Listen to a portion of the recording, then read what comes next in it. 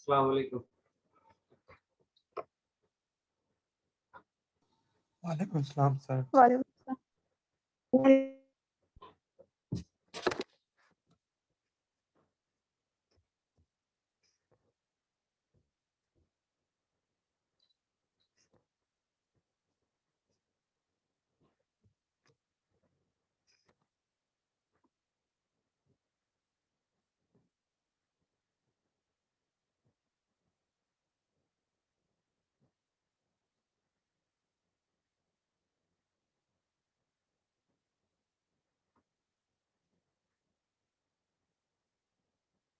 Abdul Mannan,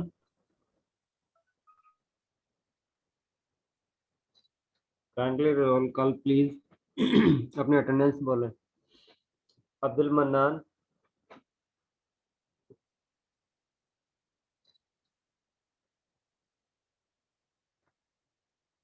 Ajwa, Ajwa Manal,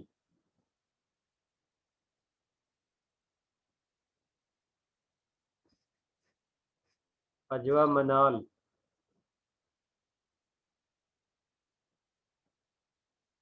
Aliza Basharat,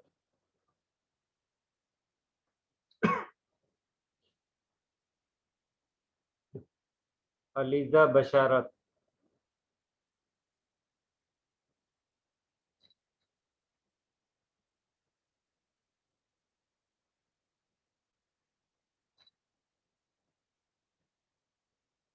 Amain Abuzar,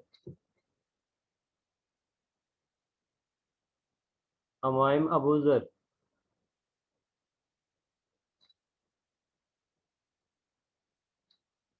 Ansa Yaqoob, present sir, present.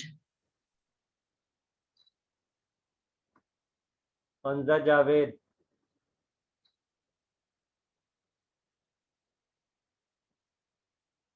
Anza Javed,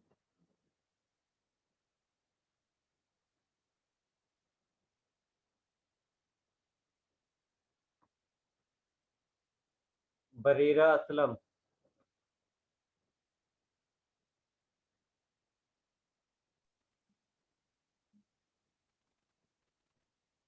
Barira Aslam,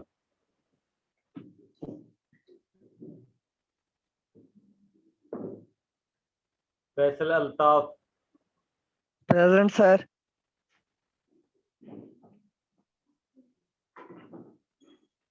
फिजा Bibi, present sir.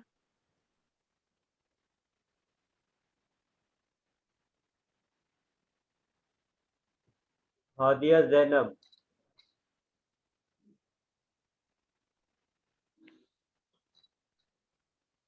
Hadia Zainab,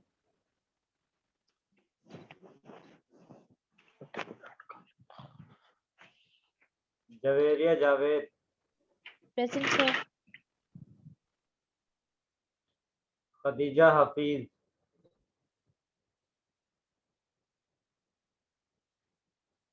Khadija Hafeez,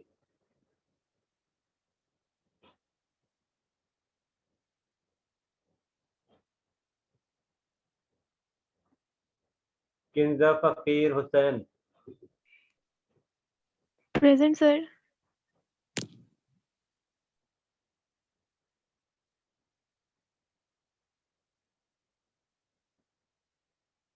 कनीज Fatima,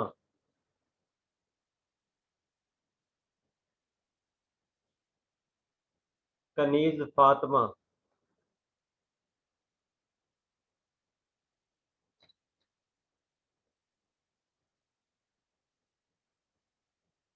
Maryam Mahmood,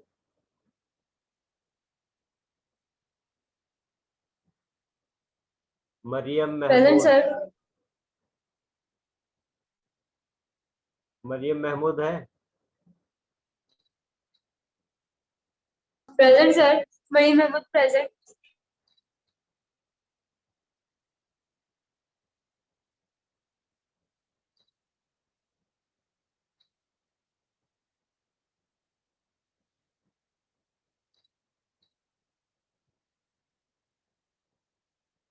मारवा Abid, Present, sir. Maryam Bibi, Present, sir. Minahil Fatima,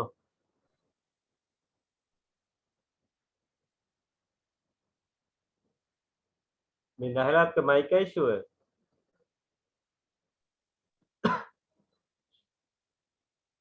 अगर किसी का माइक का या इस तरह इशू है तो वो जिस वक्त उसका नाम आए तो वो मैसेज के जरिए अटेंडेंस लगवा सकता है या हैंड रेज कर सकता है। ठीक है Minahil. Mohammad Afzal,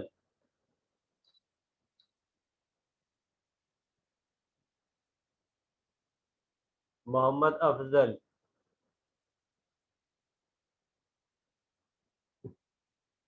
Mohammad Hussain, sorry Hasnain, Mohammad Hasnain, Mohammad Rizwan, Present, sir. Mohammad Hashir Ali, Yes, sir. Mohammad Saad, Present, sir. Mohammad Usman, Present, sir.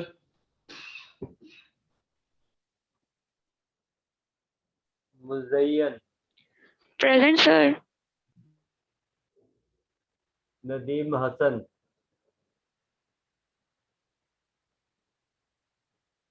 Nadeem Hasan,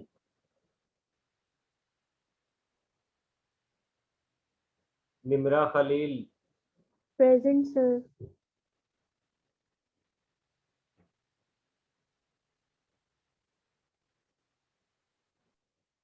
नूर Ahmed, Present, sir. Usama, Present, sir.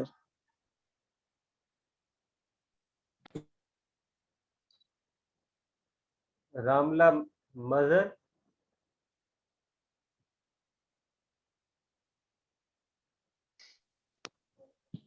Present, sir. ये रामला मजहरी है नाम आपका?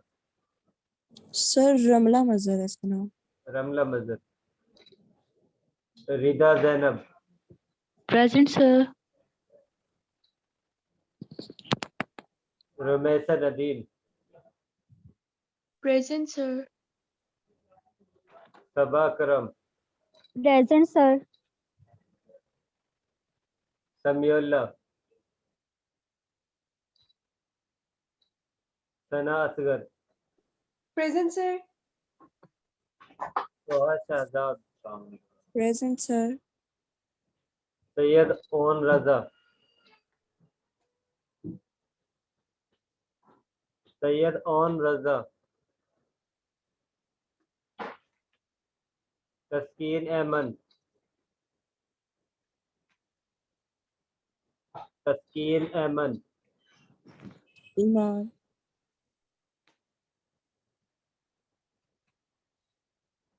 तस्कीन है?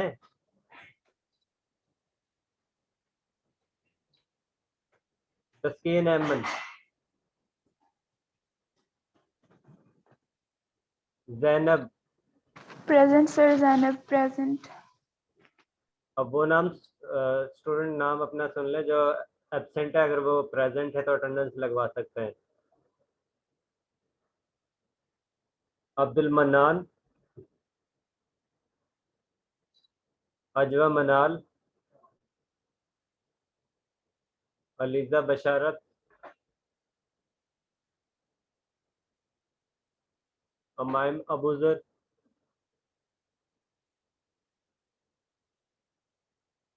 हमजा जावेद,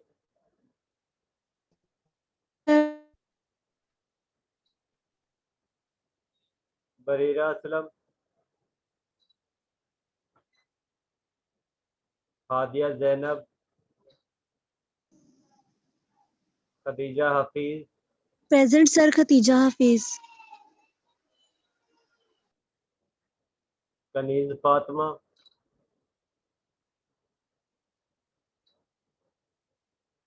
मोहम्मद अफजल, मोहम्मद हसनैन, नदीम हसन, सैयद ओन रजा,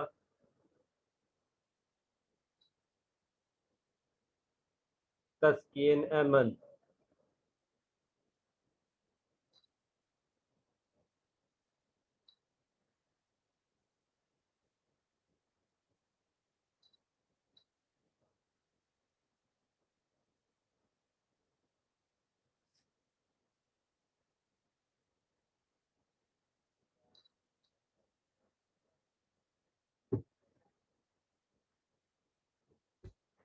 सबसे पहले इस तरह करते हैं,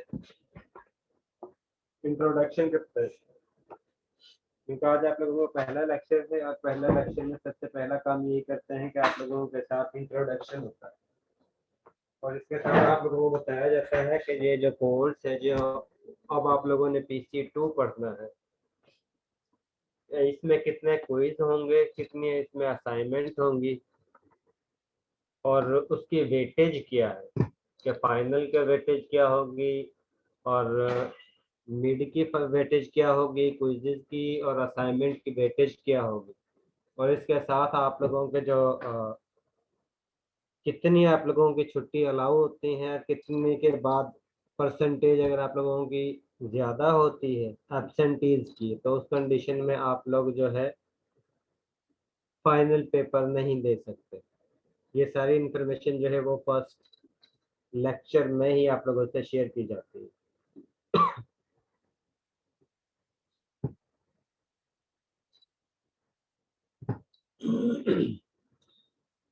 अब वन बाय वन स्क्रीन पर आप लोगों का नाम तो शो हो रहे हैं ना जिस वक्त आप ये पार्टिसिपेट में जाते हो।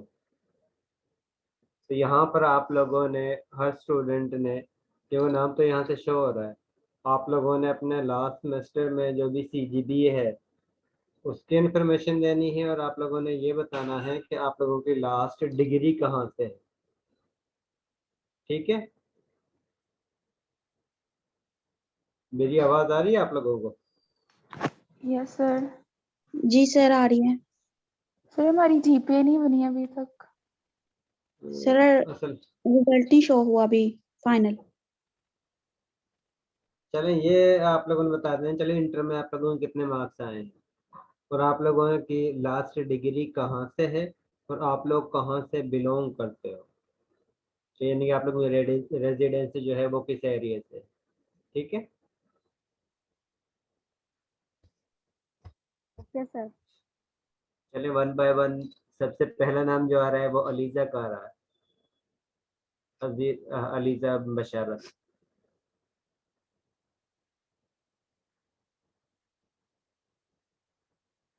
अलीजा, मेरी आवाज़ आ रही है?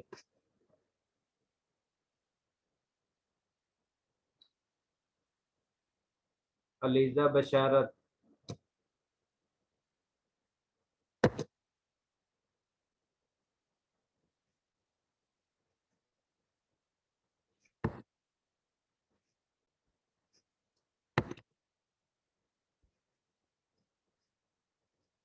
अलीजा, मेरी आवाज़ आ रही है आपको?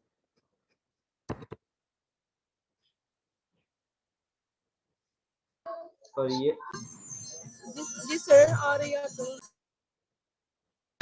इंट्रोडक्शन करवाएं। Sir, my name is Eliza Bharat. I am student of chemistry.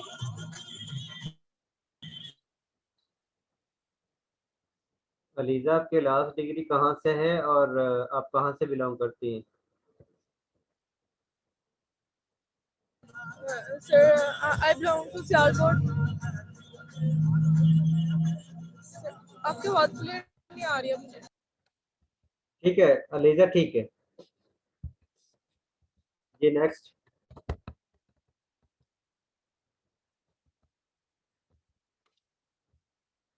ELISA के बाद है अंसा याकूब।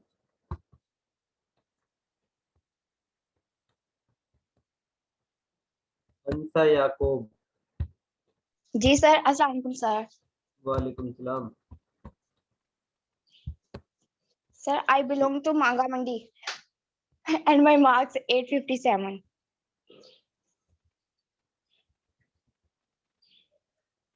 Next, Faisal Altaf.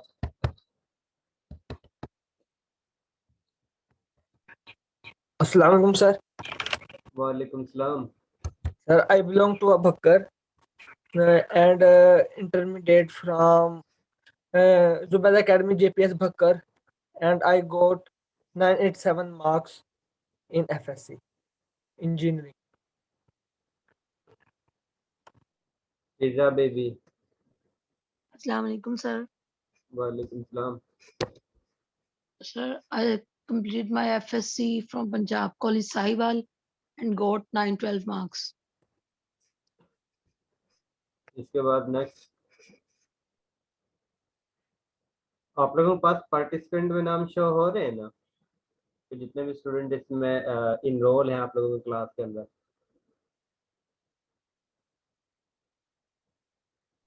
Assalamu alaikum, sir. वालेकुम सलाम.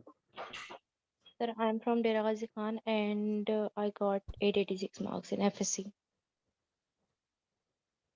Next, Assalamu alaikum, sir. वालेकुम सलाम. Sir, I got 950 marks in FSC and I completed my FSC from Superior College Sheikhpura. Next,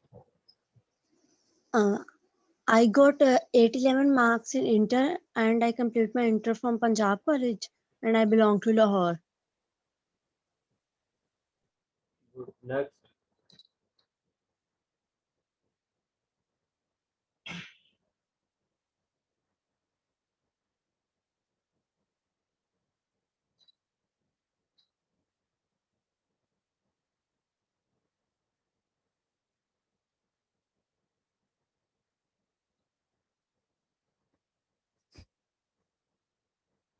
next में कोई नहीं है?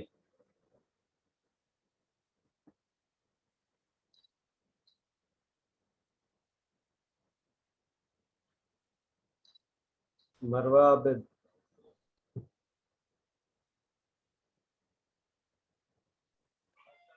I'm from Gujranwala and I got 918 marks in inter from Punjab College. Maryam.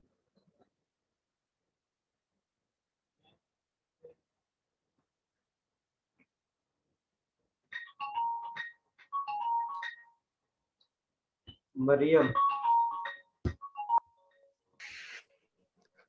Assalamu alaikum, sir. वालेकुम सलाम. I got 980 marks from Punjab Group of Colleges in FSC.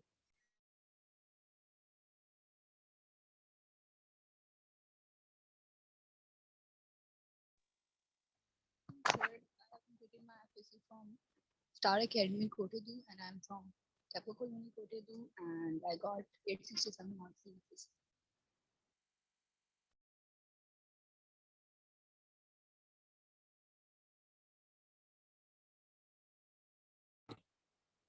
जी next.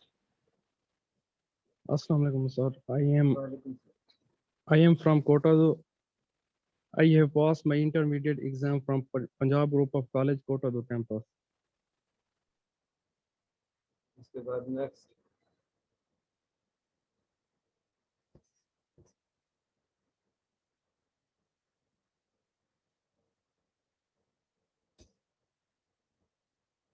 Mohammad Rizwan आपका हो गया है? Yes, Mohammad sir. Rizwan. Yes, sir. हो गया. रिजवान के बाद रिदा. Assalamu alaikum, sir. वालेकुम सलाम. Sir, I am from Chakwal and I got 960 marks in FSC from PMDC College. इसके बाद next. Mohammad Usman. Assalamu alaikum, sir. Sir, my name is Muhammad Usman Tayyab. Sir, I studied from Punjab Group of Colleges. I got 902 marks in FSC and I am from Lahore. I live in Izmir Town, Canal Bank Road, Lahore. Nimra Khalil, Myself, Nimra Khalil. I am from Punjab College, Shekhupura. I got 896 marks and I am from Shekhupura. सबा करम, Myself, Sabah Akram. I have studied from Danish School, Chishtiya. I got 882 marks in FSC.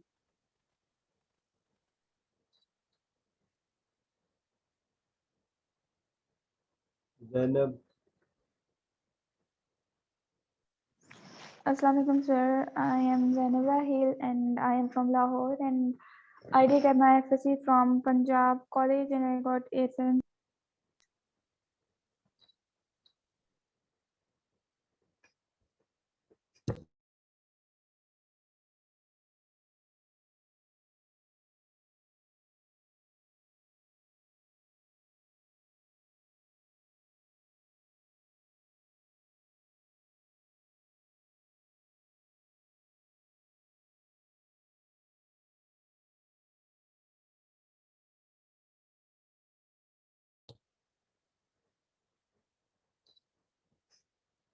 अंसा आपका introduction हो गया है? अंसा याकूब, जी sir, हो गया है, बताया था। ठीक है। रोमेसा,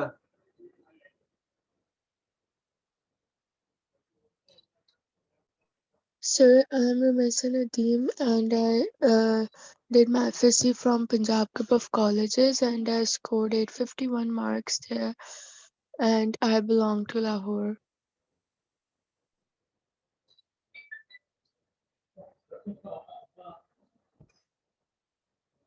जी जो आप बाकी बच गए हैं वो काइंडली वन बाय वन जो है इंट्रोडक्शन शुरू करवा दें। Sir, my name is Suhashizad. I cleared my FSC from Beacon College, Shakargarh, and I got 896 marks in FSC. Good. Next. Assalamualaikum sir, my name is Muzayyan and I passed my FSC from Punjab College Kamuki and I got 1014 marks in FSC. Good. Next. Assalamu alaikum, sir. Walaikum Sir, salam. I did my FSC from Punjab College and I got 931 marks and I'm from Lahore. Good. Next. अस्सलाम वालेकुम sir. वालेकुम सलाम। Sir कैसे हैं आप? अल्लाह का शुक्र। Sir मेरा नाम सैयद ओनस है और सर मैंने अपनी एफएससी जो कंप्लीट की है वो मैंने आईएलएम कॉलेज से की है और मेरे जो एफएससी में मार्क्स रहे थे वो 962 थे। Thank you sir. ये आईएलएम कॉलेज वालों के लिए कोई रिलैक्सेशन भी होती है जिस वक्त आप एडमिशन लेते हैं? सर 10% देते हैं, पहले ज्यादा थी जब हसन मुराद साहब थे, अब कम कर दिया, अब 10% हो गई। ठीक, इसके बाद नेक्स्ट। Sir, Assalamualaikum. वालेकुम सलाम। Sir, I'm from Mandi Bahauddin, got 864 marks in Inter. ठीक, नेक्स्ट। Assalamu alaikum. वालेकुम सलाम। Sir, my name is Osama. I'm from Gujranwala and I got 850 marks in FSC Engineering from Aspire Colleges. Next.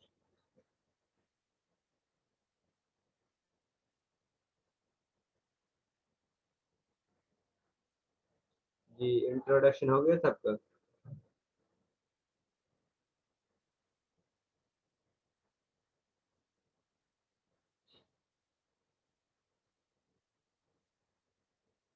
इसके बाद मैं अपना introduction करवाता हूँ आप लोगों को। मेरा नाम मोहम्मद आरिफ है और मैंने आप लोगों को प्रिंसिपल ऑफ केमिस्ट्री 2 पढ़ानी है और शायद हो सकता है कि आप लोगों में से कुछ स्टूडेंट जो हैं वो प्रिंसिपल ऑफ केमिस्ट्री 2 की लैब भी मेरे पास ही करें। मैंने जो है MSc पंजाब यूनिवर्सिटी से की हुई है और MPhil जो है ऑर्गेनिक केमिस्ट्री में कायद-ए-आज़म यूनिवर्सिटी से किया है और इसके साथ PhD जो है वो पंजाब यूनिवर्सिटी से ऑलमोस्ट कंप्लीट होने वाली है। मैंने आप लोगों को प्रिंसिपल ऑफ केमिस्ट्री 2 पढ़ानी और मेरी जो जहाँ पर यानी कि मैं बैठता हूँ सिटिंग प्लेस जो है वो 3S32 हॉल के अंदर है और रूम नंबर 2 है। अगर आप लोगों को कोई भी कंफ्यूजन हो लेक्चर के लिहाज से या किसी भी टॉपिक के लिहाज से तो आप लोग कभी भी किसी वक्त भी आ सकते हैं। और काउंसलिंग और ये सारी चीज़ें जो है वो डोर पर मैंने डिस्प्ले कर देनी है और इसके साथ जो LMS है वहाँ पर भी आप लोगों को काउंसलिंग आवर जो है वो शो कर देंगे। तो काउंसलिंग आवर में जिस वक्त मर्जी आप लोग किसी भी टॉपिक से रिलेटेड पूछने के लिए आ सकते हैं। आप लोगों को जो भी कंफ्यूजन हो जो भी इशू हो वो आप लोग डिस्कस करने के लिए काउंसलिंग आवर में आप लोग कभी भी आ सकते हैं। ठीक है, तो आप लोगों को ये सेमेस्टर जो है वो स्प्रिंग 2021 है।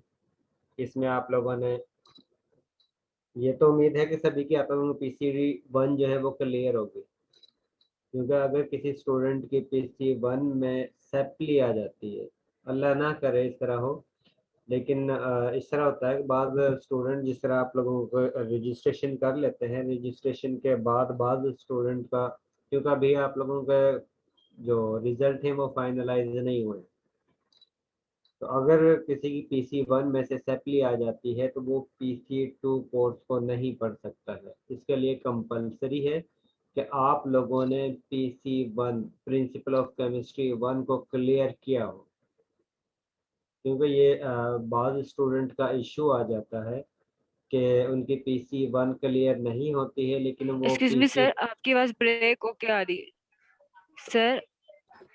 जी आप क्लियर आ रही है? हेलो सर आपकी आवाज क्लियर है। सर आपकी आवाज ना ब्रेक होके आ रही है। मेरे ख्याल में आपके फिर नेटवर्किंग का इशू होगा शायद।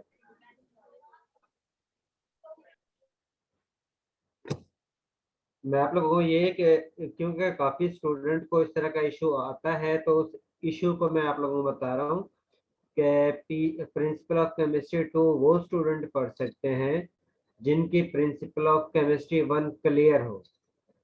अगर किसी की प्रिंसिपल ऑफ केमिस्ट्री 1 क्लियर नहीं होती तो उस कंडीशन में वो प्रिंसिपल ऑफ केमिस्ट्री 2 को पढ़ नहीं सकता है। इसके लिए कंपलसरी है कि आप लोगों की प्रिंसिपल ऑफ केमिस्ट्री 1 जो है वो क्लियर होनी चाहिए।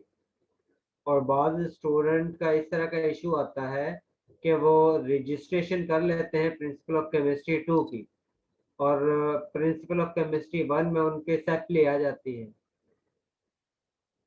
तो उनके लिए ये होता है कि उन्होंने पहले दोबारा से प्रिंसिपल ऑफ केमिस्ट्री 1 क्लियर करनी पड़ती है और उसके बाद दोबारा से फिर वो प्रिंसिपल ऑफ केमिस्ट्री 2 को रजिस्टर करके पढ़ेंगे।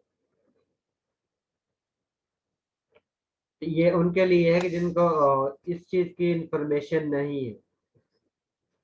तो प्रिंसिपल ऑफ केमिस्ट्री 2 के लिए कंपलसरी है कि आप लोगों ने प्रिंसिपल ऑफ केमिस्ट्री 1 को क्लियर किया हो, पास किया हो, उसके बाद आप लोग प्रिंसिपल ऑफ केमिस्ट्री 2 को पढ़ते हो। इस प्रिंसिपल ऑफ केमिस्ट्री 2 के आप लोगों के टोटल जो हैं वो 8 क्विज होते हैं और 2 आप लोगों की असाइनमेंट होती है और उनकी वेटेज जो है आप लोगों के असाइनमेंट की वेटेज जो है वो 5% होती है, यानी कि एब्सोल्यूट 2.5 मार्क्स की ईच असाइनमेंट होगी। और आप लोगों के जो क्विज़ेज हैं उनकी वेटेज 15% होती है, यानी कि 100 में से 15 नंबर आप लोगों के क्विज़ेज के मार्क्स होते हैं और 100 में से अब तो आप लोगों की बल्कि लैब जो है वो सेपरेट सेशन है, क्योंकि पहले ये होता था कि आप लोगों की लैब के मार्क्स भी इसके साथ ही इंक्लूड होते थे, शामिल होते थे। अब आप लोगों का फाइनल जो है वो 50 मार्क्स का होगा और मिड जो है वो आप लोगों का 30 मार्क्स का होगा।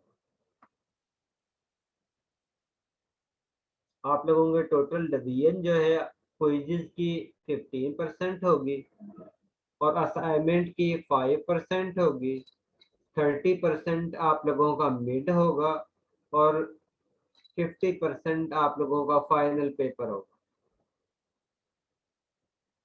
तो ये आप लोगों को टोटल जो है 100 मार्क्स आते हैं। 100 मार्क्स में से जिसका जो भी आएगा वो फिर उसके पास डिस्प्ले हो जाएगा, जिस तरह आप लोगों को प्रिंसिपल ऑफ केमिस्ट्री 1 में नंबर शो हो गए।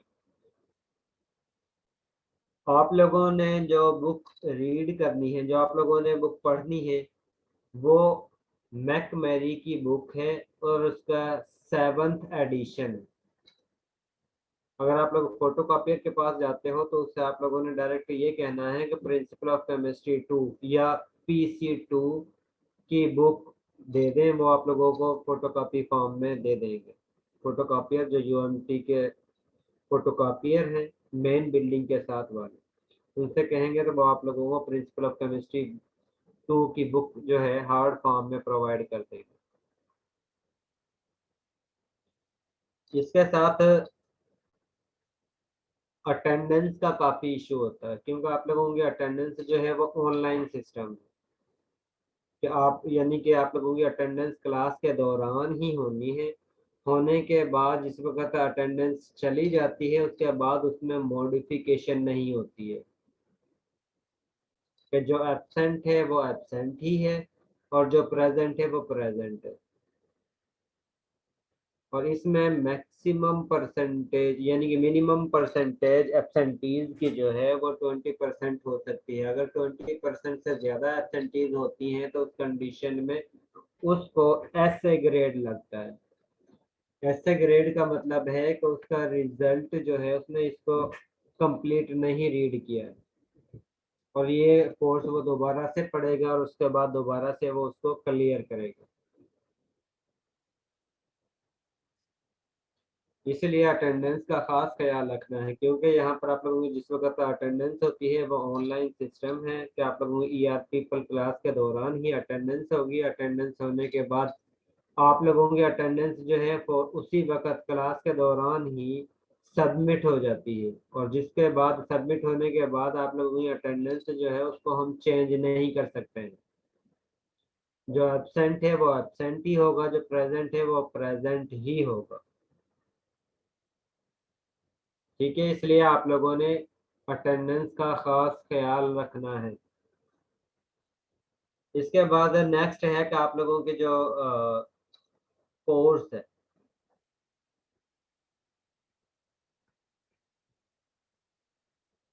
कि आप लोगों ने इस प्रिंसिपल ऑफ केमिस्ट्री 2 में कौन कौन से चैप्टर पढ़ने हैं और इससे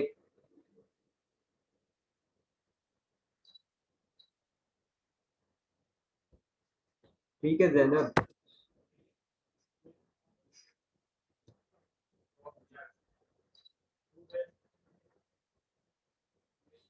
मार्क्स माशाल्लाह सभी स्टूडेंट के जो हैं वो अच्छे हैं, बहुत अच्छे हैं, लेकिन ये है कि अब आप लोगों की यही परसेंटेज आगे भी बल्कि इससे भी अच्छी होनी चाहिए। तो जिस वक्त आप लोग यूनिवर्सिटी लेवल में आ चुके हो, यहाँ पर आकर आप लोगों की परसेंटेज और भी अच्छी होनी चाहिए। आप लोगों के इस प्रिंसिपल ऑफ केमिस्ट्री 2 में 8 चैप्टर्स हैं। सबसे पहला चैप्टर जो है वो चैप्टर नंबर 9 है, बुक का रेफरेंस है, लेकिन ओवरऑल जो है ये आप लोगों का चैप्टर नंबर 1 होगा, जिसमें आप लोगों ने ये रीड आउट करना है कि कोई भी सिस्टम किस तरह वर्क करता है या एनर्जी एक फॉर्म से दूसरे फॉर्म में किस तरह कन्वर्ट होती है, जिसकी वजह से कोई वर्क होता है या सिस्टम सराउंडिंग पर वर्क करता है या सराउंडिंग जो है वो सिस्टम पर वर्क करता है और उस कंडीशन में उसमें क्या चेंजिंग आती है, इसके बारे में टोटल इंफॉर्मेशन जो है आप लोगों ने चैप्टर नंबर 9 में स्टडी करनी है। इसके बाद नेक्स्ट चैप्टर जो है वो आप लोगों का फेजेस का है, चैप्टर नंबर 10 जो है, जिसमें आप लोगों ने गैसेस के बारे में स्टडी करना है। इसके बाद आप लोगों को चैप्टर नंबर 11 आता है जिसमें सॉलिड भी पार्टिकल के बारे में आप लोगों ने स्टडी करना है कि सॉलिड पार्टिकल की शेप किस तरह की होती है वगैरह वगैरह जो है। इसी तरह आप लोगों का चैप्टर नंबर 11 है, 12 है, 13, 14, 15 तक आप लोगों का सिलेबस में शामिल है और ये सारे चैप्टर आप लोगों ने रीड आउट करने हैं। आज आप लोगों का सबसे पहला टॉपिक जो है यानी कि चैप्टर नंबर 9 है, जिसमें आप लोगों ने एनर्जी से रिलेटेड और एनर्जी की वजह से किस तरह वर्क होता है ये स्टडी करना है। इसमें आज का जो आप लोगों को सबसे पहला टॉपिक जो है वो ये है कि आप लोगों ने के पास एनर्जी जो है उसकी कितनी टाइप्स हैं और एनर्जी किस तरह एक फॉर्म से दूसरी फॉर्म में कन्वर्ट होती है। कोई स्टूडेंट मुझे बता सकता है कि एनर्जी की कितनी टाइप्स हैं?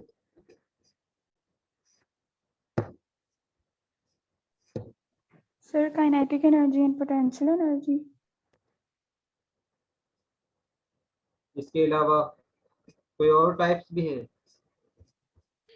Sir chemical energy, light energy, chemical, mechanical energy, thermodynamic and thermal energy. Main energy की दो ही टाइप्स हैं, kinetic and potential. Kinetic and potential. इसके बाद फर्दर जो एनर्जी की टाइप्स हैं वो इनसे डिराइव की हुई है। जिस तरह आप लोग यूनिट पढ़ते हो ना, बेसिक यूनिट और डिराइव्ड यूनिट, बेसिक यूनिट को ही यूज करके आप लोग फर्दर यूनिट जो है वो बनाते हो, उसको आप लोग डिराइव्ड यूनिट कहते हो। इसी तरह एनर्जी की बेसिकली दो ही टाइप्स हैं, एक को हम काइनेटिक एनर्जी कहते हैं, दूसरी को हम कहते हैं पोटेंशियल एनर्जी। और फर्दर जितनी भी एनर्जी के टाइप्स हैं वो इन दो एनर्जी पर कंसिस्ट करती हैं, या ये कह सकते हो आप लोग कि फर्दर जो एनर्जी के टाइप्स हैं वो इन दो एनर्जी के फॉर्म से डिराइव की गई है, या इन दो एनर्जी काइनेटिक एनर्जी और पोटेंशियल एनर्जी की सब क्लास है। काइनेटिक एनर्जी उस एनर्जी को कहते हैं जो ड्यू टू मोशन होती है, वो एनर्जी जो हरकत की वजह से किसी भी स्पीशी के अंदर एनर्जी मौजूद होगी उसको हम काइनेटिक एनर्जी कहते हैं। अब ये काइनेटिक एनर्जी कम भी हो सकती है, ज़्यादा भी हो सकती है, ये डिपेंड करता है कि कोई भी स्पीशी जो है वो कितनी स्पीड के साथ मूवमेंट शो कर रही है। अगर उसकी स्पीड ज़्यादा होगी इसका मतलब है काइनेटिक एनर्जी भी ज़्यादा होगी, और अगर उसकी स्पीड जो है वो कम है इसका मतलब है उसकी काइनेटिक एनर्जी भी कम है। इसी तरह पोटेंशियल एनर्जी हम उस एनर्जी को कहते हैं जो किसी भी स्पीशी के अंदर उसकी पोजीशन की वजह से जो एनर्जी स्टोर्ड होती है उसको हम पोटेंशियल एनर्जी कहते हैं। जिस तरह आप लोगों का माइंड है, माइंड के अंदर एनर्जी है और वो एनर्जी क्या काम करती है, आप लोग जो भी लेसन रीड आउट करते हो तो आप लोगों के माइंड जो है उसको स्टोर करता है। अब वो जो है स्टोर करने की उसकी कैपेसिटी है, उसकी एबिलिटी है, उसमें जिस वक्त वो रीड आउट करते हो आप लोग जो भी यानी कि काम करते हो तो उस कंडीशन में आप लोगों की कुछ एनर्जी जो है वो कंज्यूम भी होती है। या ये भी कह सकते हो कि जब भी आप लोग कोई वर्क करते हो तो वर्क के दौरान आप लोग एनर्जी को यूज करते हो, और जिस वक्त एनर्जी यूज होती है तो उस कंडीशन में वो एनर्जी एक फॉर्म से दूसरी फॉर्म में कन्वर्ट हो सकती है। एनर्जी जो है कभी भी खत्म नहीं होती, एनर्जी एक फॉर्म से दूसरी फॉर्म में कन्वर्ट होती है। और सिस्टम की टोटल एनर्जी को जिसमें टोटल काइनेटिक एनर्जी आ जाती है, टोटल पोटेंशियल एनर्जी आ जाती है, उसको हम कहते हैं इंटरनल एनर्जी। किसी भी सिस्टम की टोटल एनर्जी जिसमें total kinetic energy plus total potential energy के सम को हम काइनेटिक एनर्जी कहते हैं, सॉरी इंटरनल एनर्जी कहते हैं। अब जब भी आप लोग इसके स्टडी करते हो एनर्जी के बारे में या केमिकल इक्वेशन के बारे में, तो उस कंडीशन में आप लोगों को दो लॉ के बारे में इंफॉर्मेशन लाजमी होनी चाहिए।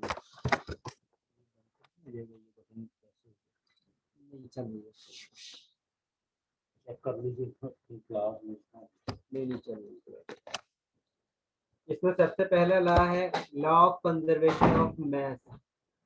Law of conservation of mass का मतलब है कि जो भी सॉलिड पार्टिकल है उसका मास जो है वो, जिस तरह आप कहते हैं ना कि एक चीज को हमने यूज किया, यूज करने के बाद वो टोटली गायब भी हो गई है, उसका वजूद ही खत्म हो गया। वो कहता है कभी भी मास जो है, जब भी आप लोग कोई रिएक्शन करवाते हो तो मास एक फॉर्म से दूसरे फॉर्म में कन्वर्ट हो सकता है, कभी भी खत्म नहीं होता। और ना ही आप लोग मास को जनरेट कर सकते हो खुद ब खुद। इसलिए जब भी आप लोगों ने केमिस्ट्री में, क्योंकि आप लोग केमिस्ट्री की जिस वक्त बात करते हो तो उस कंडीशन में एटम्स, मॉलिक्यूल्स और आयनिक कंपाउंड के बारे में डिस्कस करते हो, और उसका मतलब है कि जब भी आप लोगों ने केमिकल रिएक्शन लिखना है तो उस दौरान जितने नंबर ऑफ एटम्स जो हैं रिएक्टेंट में यूज होंगे, उतने ही नंबर ऑफ एटम्स जो हैं वो प्रोडक्ट साइड्स में प्रोड्यूस होंगे। कि उनके जो मास है रिएक्टेंट वाली साइड पर और प्रोडक्ट वाली साइड पर कांस्टेंट रहना चाहिए।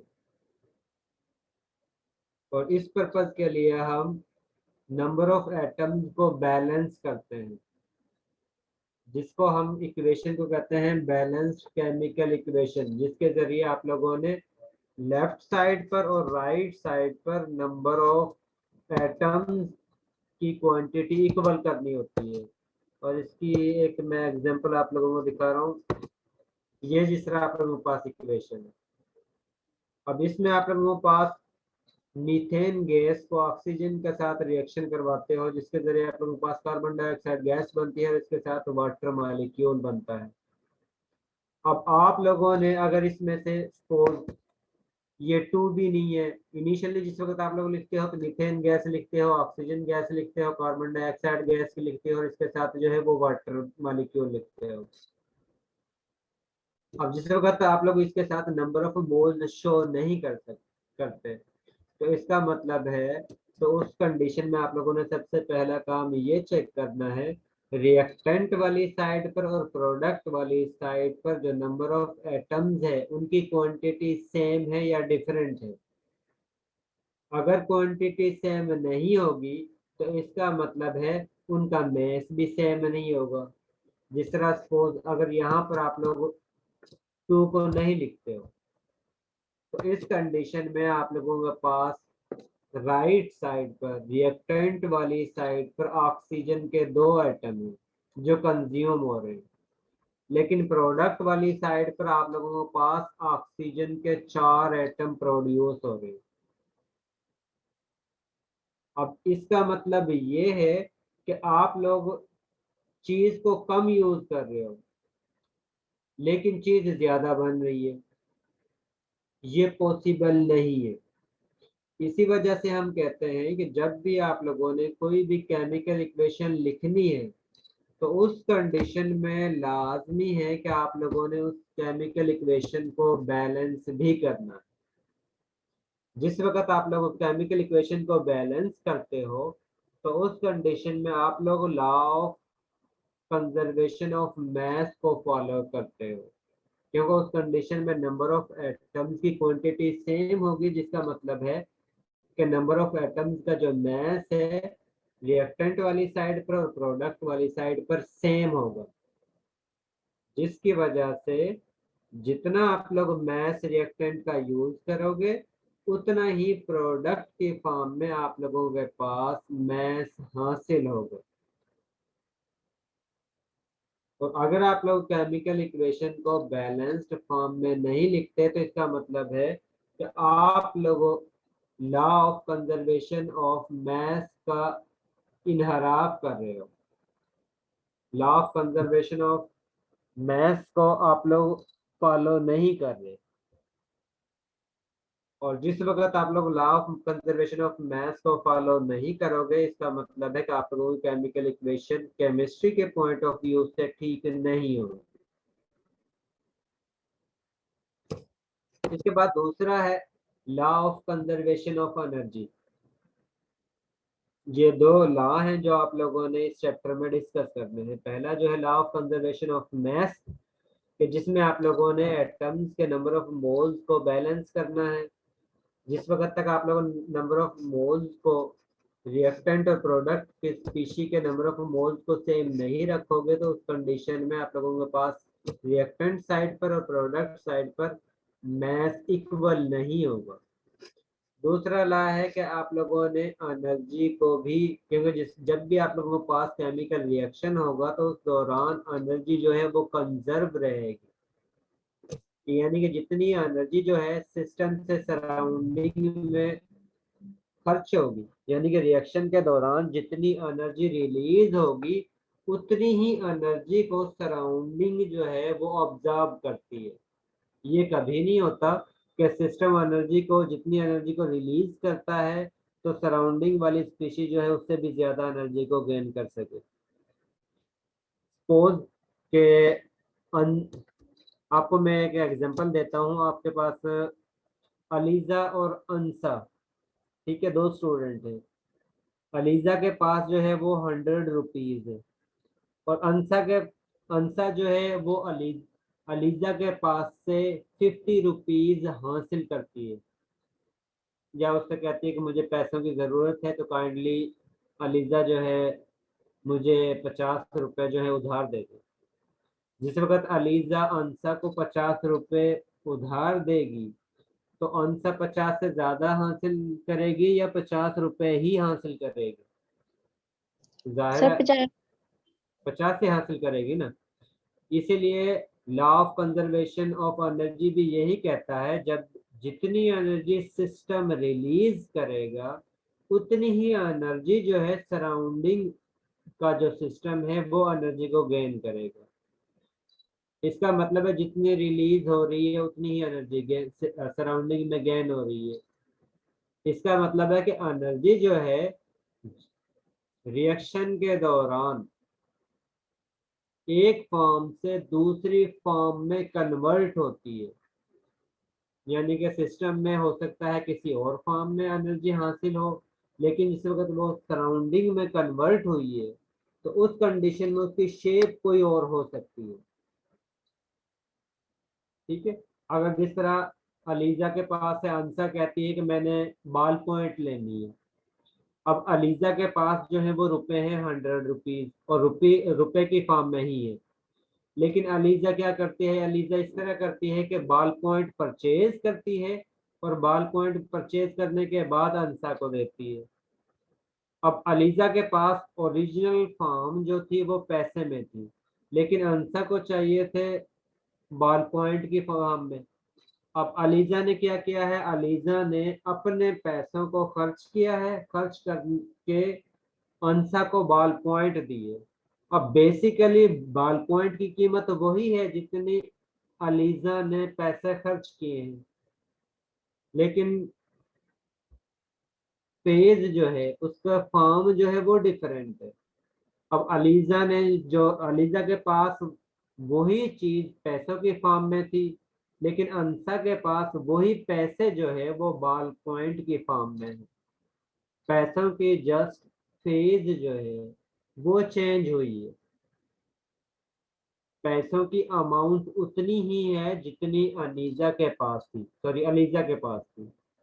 ठीक है, इसीलिए एनर्जी जो है जिस वक्त सिस्टम से सराउंडिंग में मूव करती है या सराउंडिंग से सिस्टम में मूव करती है या किसी एक स्पीशी से दूसरे स्पीशी में कन्वर्ट होती है तो उस कंडीशन में एनर्जी का फॉर्म जो है, पोजीशन जो है, अपीयरेंस जो है वो चेंज हो सकती है, लेकिन एनर्जी की वैल्यू उतनी ही होगी जितनी पहले थी।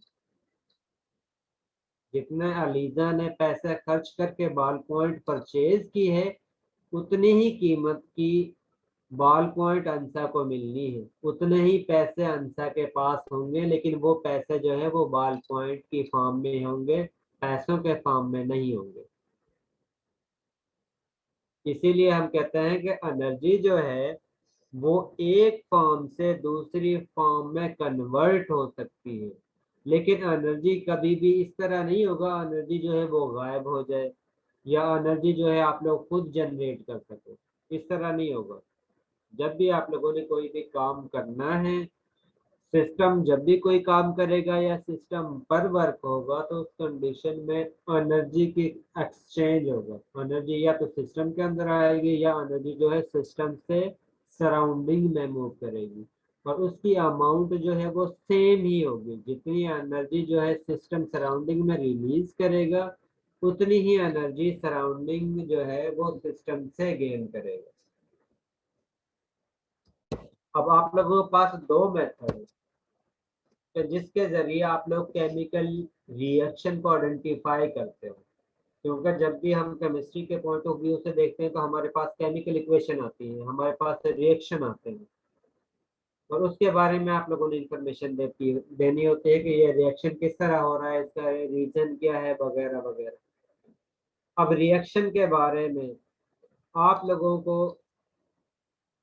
दो थियरी है, जिस तरह केमिस्ट्री के डिफरेंट ब्रांच हैं, इनमें से दो ब्रांच जो है, एक का नाम है थर्मोडायनामिक और दूसरी का नाम है काइनेटिक्स।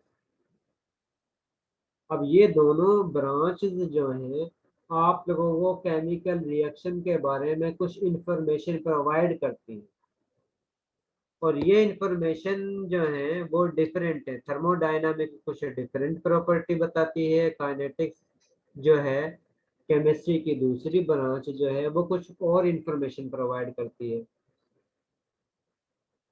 अब थर्मोडायनामिक्स जो है वो ये कहती है कि जब भी आप लोगों का कोई रिएक्शन होता तो उस दौरान इनिशियली रिएक्टेंट की एनर्जी कितनी थी और लास्ट में रिएक्शन होने के बाद रिएक्शन की जो स्पीशी है उसकी एनर्जी कितनी है।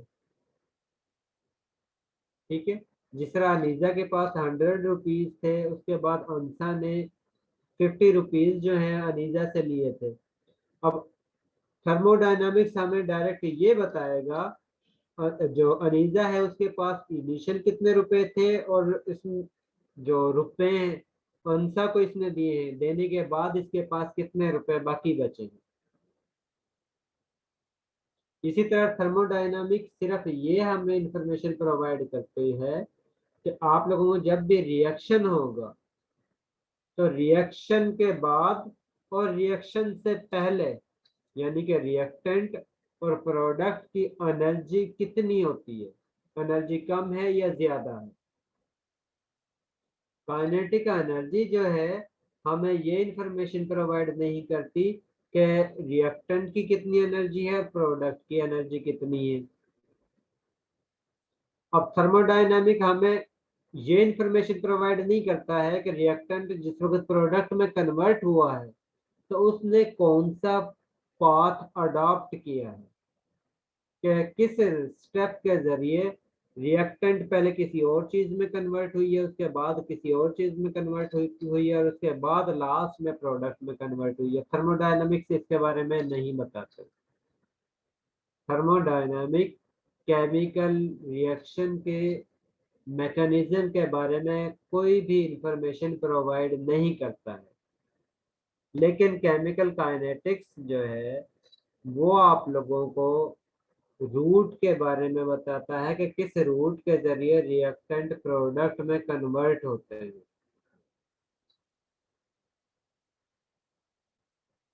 थर्मोडायनामिक जस्ट ये बताता है कि आप लोगों का रिएक्शन होगा या नहीं होगा, क्योंकि अगर एनर्जी गैप, एनर्जी लेवल जो है रिएक्टेंट और प्रोडक्ट में बहुत ज्यादा डिफरेंस है, तो उस कंडीशन में रिएक्शन जो है वो आसानी से नहीं होता है, रिएक्टेंट जो है वो आसानी से प्रोडक्ट में कन्वर्ट नहीं होता है। अब सपोज जो है पहले तो अलीजा जो है उसके पास 100 रुपीज थे, अंसा ने 50 मांगे, ठीक है अलीजा ने 50 रुपए दे दिए, लेकिन अंसा कहती है कि अलीजा के पास सिर्फ 50 रुपए ही है, लेकिन अंसा कहती है कि मुझे 1000 रुपए चाहिए। अब जाहिर है अलीजा के पास हजार रुपए तो नहीं है, अब जिस वक्त उसके पास 1000 रुपए नहीं होंगे तो इसका मतलब है उसने अंसा को भी 1000 रुपए नहीं देने। ठीक है, इसी तरह थर्मोडायनामिक हमें जस्ट ये बताएगा रिएक्टेंट की एनर्जी कितनी है और प्रोडक्ट की एनर्जी कितनी है, ताकि अगर उनके एनर्जी गैप ज्यादा होगा तो उस कंडीशन में रिएक्टेंट प्रोडक्ट में आसानी से कन्वर्ट नहीं होगा, क्योंकि उनके पास इतनी एनर्जी डिफरेंस ही नहीं है, इतनी एनर्जी आप लोग प्रोवाइड ही नहीं कर सकते कि जिससे रिएक्टेंट प्रोडक्ट में कन्वर्ट हो जाए। और जिस वक्त आप लोग एनर्जी प्रोवाइड नहीं कर सकते तो इसका मतलब है कि रिएक्टेंट जो है वो प्रोडक्ट में भी कन्वर्ट नहीं होगा। इसका मतलब है कि थर्मोडायनामिक्स जो है वो हमें ये इंफॉर्मेशन प्रोवाइड करती है कि रिएक्शन होगा या नहीं होगा, रिएक्शन की फिजिबिलिटी के बारे में थर्मोडायनामिक्स हमें इंफॉर्मेशन प्रोवाइड करती है। और केमिकल काइनेटिक्स हमें ये इंफॉर्मेशन प्रोवाइड करती है कि रिएक्शन स्पीड के साथ होगा या स्लो होगा। अगर रिएक्शन स्पीड के साथ होता है या स्लो होता है उसके बारे में इंफॉर्मेशन हमें केमिकल काइनेटिक्स से हासिल होती है। थर्मोडायनामिक हमें ये इंफॉर्मेशन प्रोवाइड नहीं करती कि रिएक्शन जो है वो स्लो होता है या स्पीड के साथ होता है।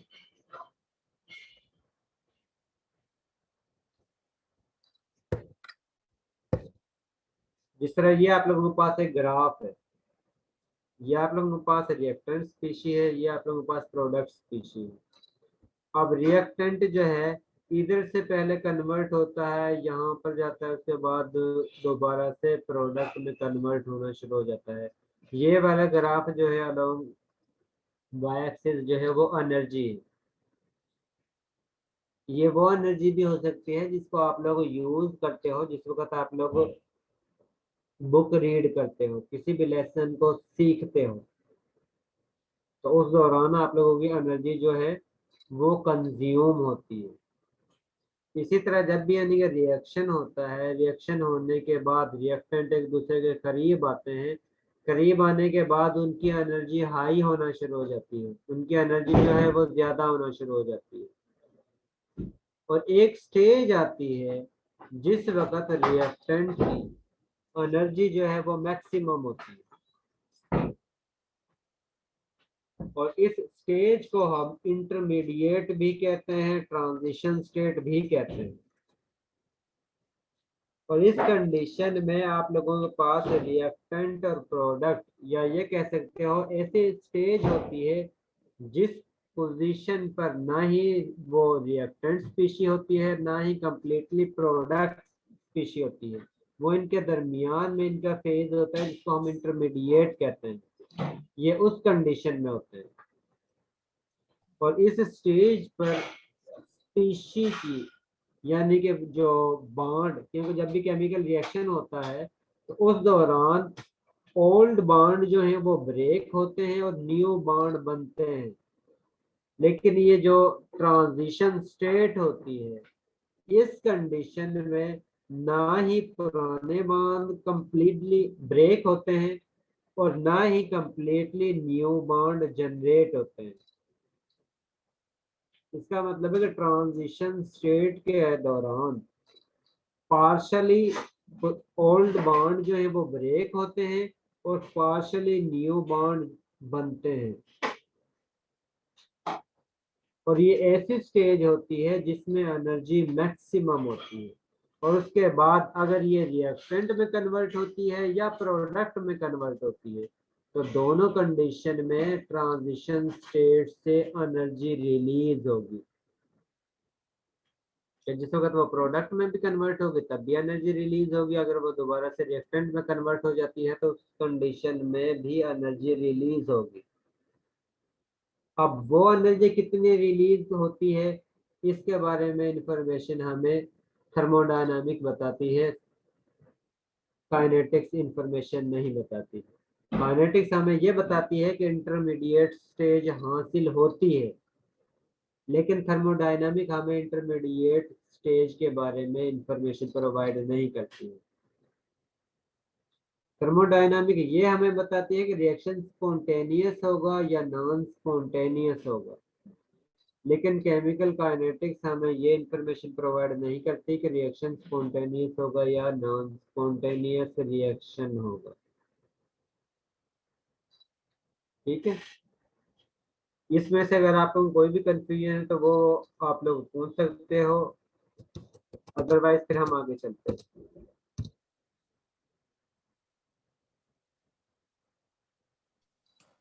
अस्सलाम सर।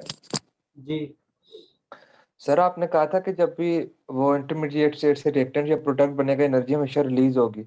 जी तो सर जो दो किस्म के रिएक्शन होते हैं ना, एंडोथर्मिक और एक्सोथर्मिक, तो सर एक में एब्जॉर्ब होती है एक में रिलीज होती है, तो उस तरह उसमें क्या होगा? अगर रिलीज ही होगी तो फिर तो वो नहीं होगा ना एब्जॉर्ब वाला। नहीं, इनिशियली आप लोगों को ये रिएक्टेंट है और ये आप लोगों के पास प्रोडक्ट बनता है। जब हम ये एंडोथर्मिक और एक्सोथर्मिक की बात करते हैं उस कंडीशन में हम एनर्जी कंपेयर करते हैं इस रिएक्टेंट की एनर्जी से प्रोडक्ट की एनर्जी को। इस ट्रांजिशन स्टेट की एनर्जी से हम कंपेयर नहीं करते हैं।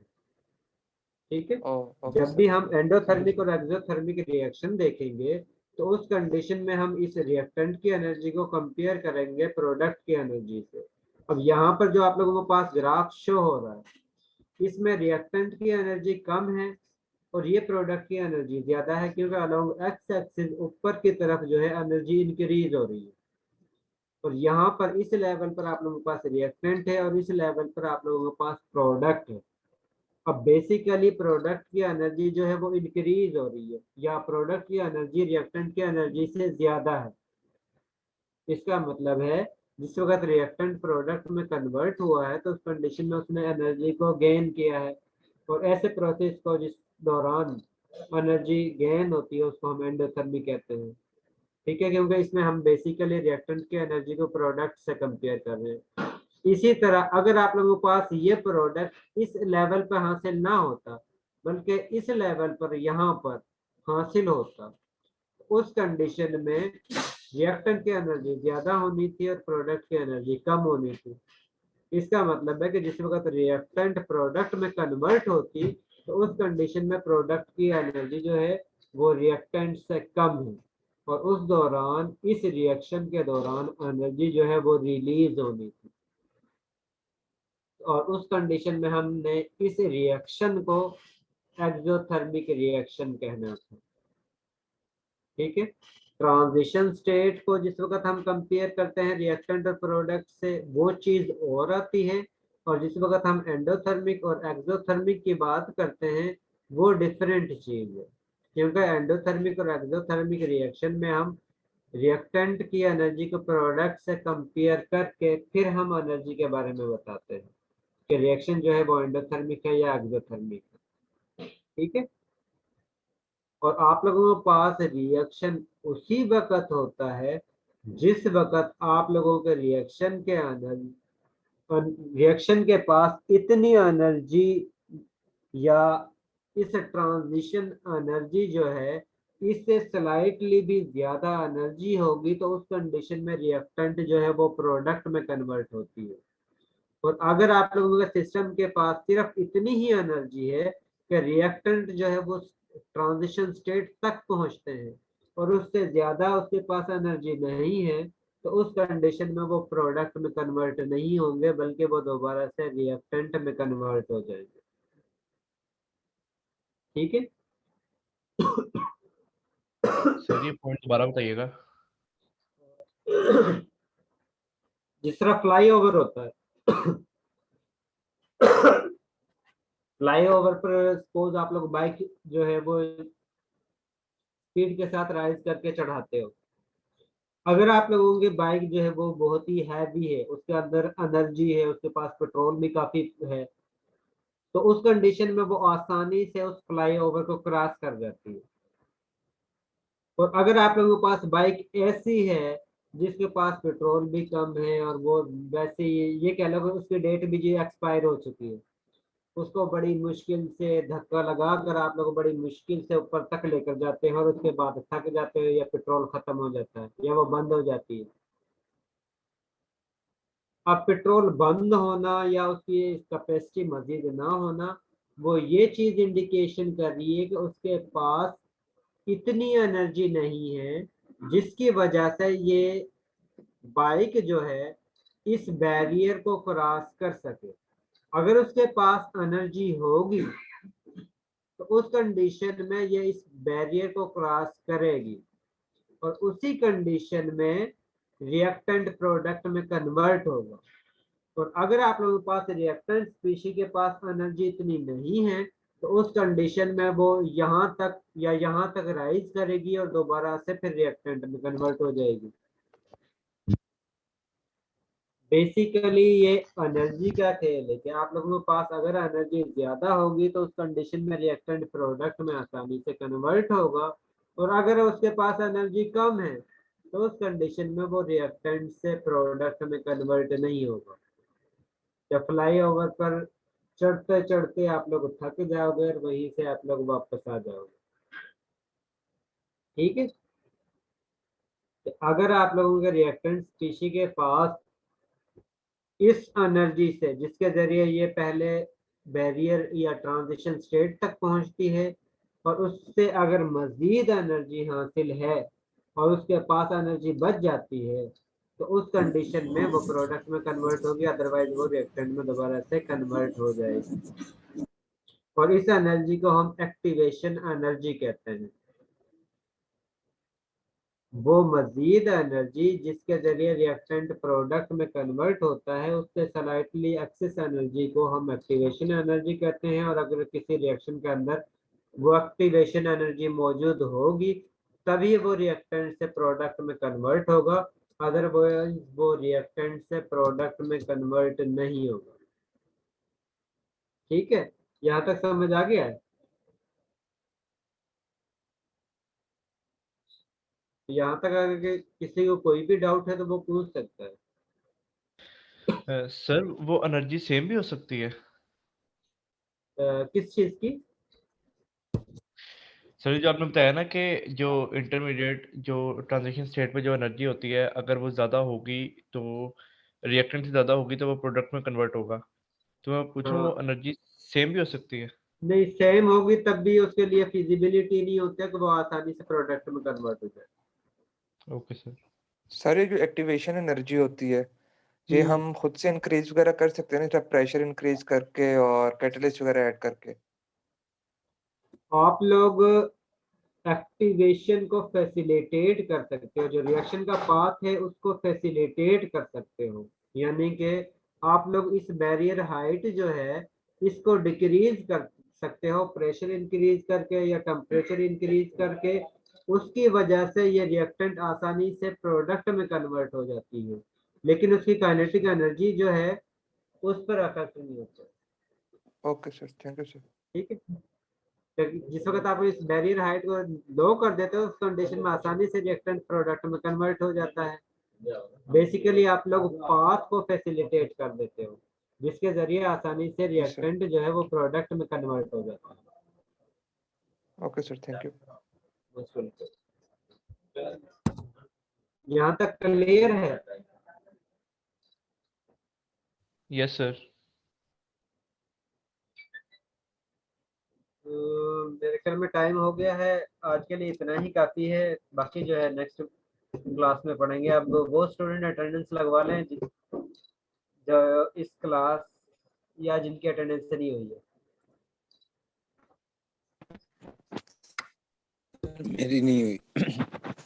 एक मिनट में नाम बोल रहा हूँ, वो स्टूडेंट जो एब्सेंट है अगर वो प्रेजेंट है तो वो अटेंडेंस लगवा सकता है। ठीक है,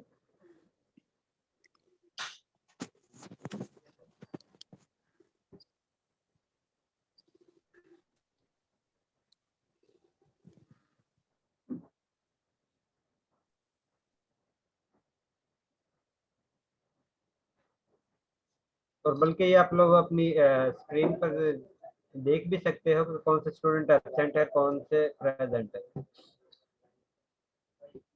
अब्दुल मन्नान, अब्दुल मन्नान है?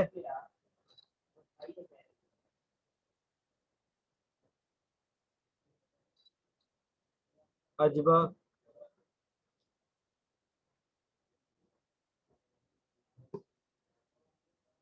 अजबा,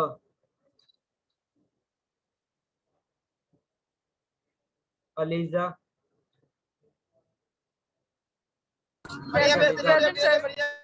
ठीक है अलीजा, आपकी अटेंडेंस हो गई है।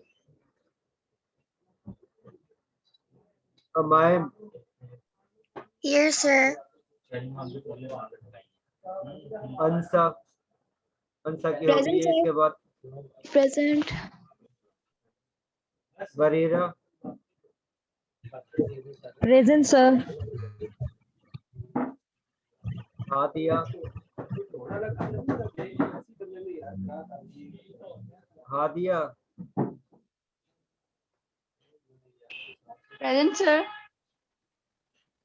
ठीक है हादिया, आपकी अटेंडेंस हो गई है। Kaneez, Fatima, Present, sir. Mohammad Afzal, Mohammad Afzal,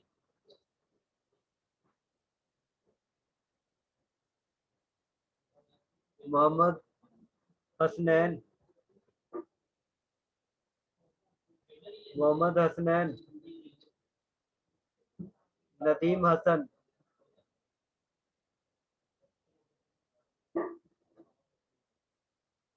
Syed Aun Raza, Present, sir.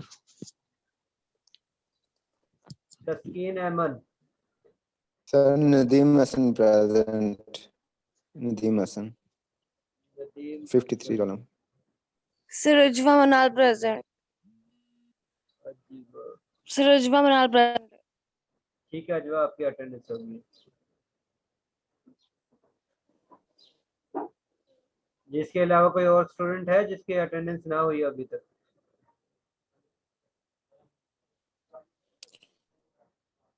आज की क्लास में तस्कीन अहमद जो है वो एब्सेंट है, इसके साथ मोहम्मद हुसनैन जो है वो एब्सेंट है, मोहम्मद अफजल जो है वो एब्सेंट है, और इसके साथ अब्दुल मन्नान जो है वो एब्सेंट है। बाकी स्टूडेंट प्रेजेंट है। अब आप लोग लीव कर सकते हो। Excuse me sir. जी सर ये सारा सेमेस्टर क्लास ऑनलाइन होगी या कैंपस में भी होगी केमिस्ट्री की? मेरी कोशिश है कि आप लोगों की ऑन कैंपस हो जाए।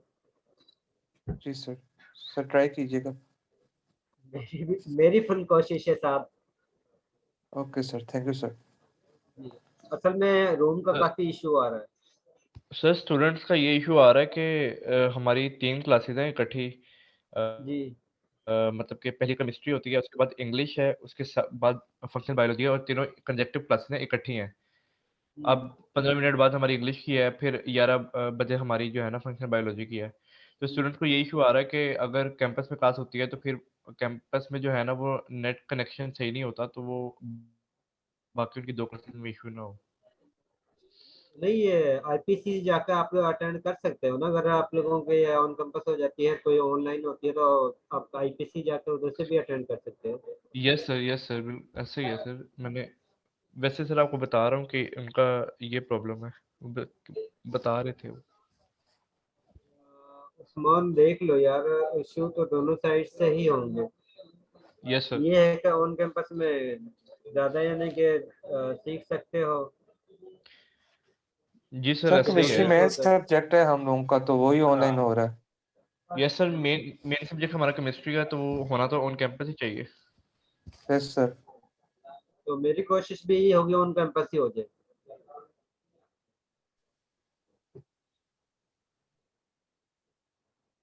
चलिए ये भी इस वीक में तो आप लोगों को ऑनलाइन ही होगा। नेक्स्ट में फिर मेरी उम्मीद है, मैं तो क्योंकि मैम से भी मैंने बात की है, तो देखते हैं क्या होता है। मैंने मैम से यही कहा है कि आप लोगों की क्लास जो है वो ऑन कैंपस हो जाए। जी सर, थैंक यू सर। जी सर, थैंक यू। चलिए अब आप लोग लीव कर सकते हैं। अल्लाह हाफिज।